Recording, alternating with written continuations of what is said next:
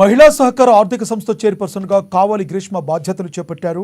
ఈ క్రమంలో తన కూతురు గ్రీష్మపై అక్షింతలు వేసి మాజీ స్పీకర్ ప్రతిభాభారతి ఆశీర్వదించారు. మహిళలకు పిల్లలకు సేవ చేసేందుకే రాజకీయాల్లోకి వచ్చానని గ్రీష్మ తెలిపారు. ఒక మహిళగా సోషల్ మీడియా పోస్టుల వల్ల ఎంతో ఆవేదన అనుభవించినట్లు చెప్పారు. ఈ పదవిలో ఉన్నంత కాలం ఎటువంటి స్వార్థం లేకుండా మహిళల అభ్యున్నతి కోసమే పనిచేస్తానని చెప్పారు. సోషల్ మీడియాను దుర్వినియోగం చేస్తే కూటమి ప్రభుత్వం చూస్తూ ఊరుకోదని హెచ్చరించారు.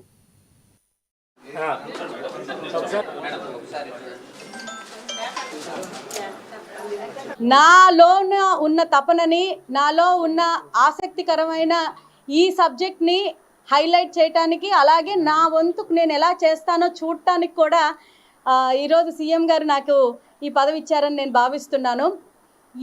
నా నిజంగా నేను 4వ తరం రాజకీయ నాయకురాలని మా ఇంట్లోని. అలాంటిది ఫస్ట్ మెరిట్ చూసి తర్వాతే పొలిటికల్గా షైన్ అవ్వాలి అన్న దృష్టితోటి మా అమ్మగారు నన్ను చిన్నప్పటి నుంచి పెంచడం జరిగింది. నాకు ఈరోజు చాలా సంతోషంగా ఉంది. ఈరోజు నన్ను బ్లెస్ చేయడానికి మా అమ్మగారు వచ్చారు, మా అత్తగారు వచ్చారు.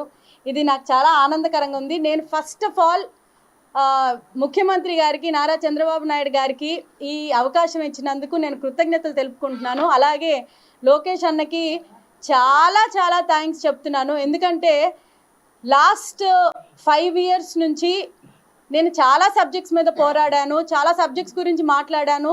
అంటే పార్టీలో జరుగుతున్న ఏదైతే లాస్ట్ ప్రభుత్వం ఏదైతే మమ్మల్ని పార్టీగా తొక్కేద్దాం అన్న వాటి సబ్జెక్ట్ గురించి నేను చాలా మాట్లాడాను. బట్ యాజ్ ఎ ఉమెన్ నేను చాలా సఫర్ అయ్యాను. మీకు తెలుసు, సోషల్ మీడియాలోని వాటిల్లోని గురించి చాలా ఇబ్బందికరంగా చాలామంది పొలిటీషియన్స్ని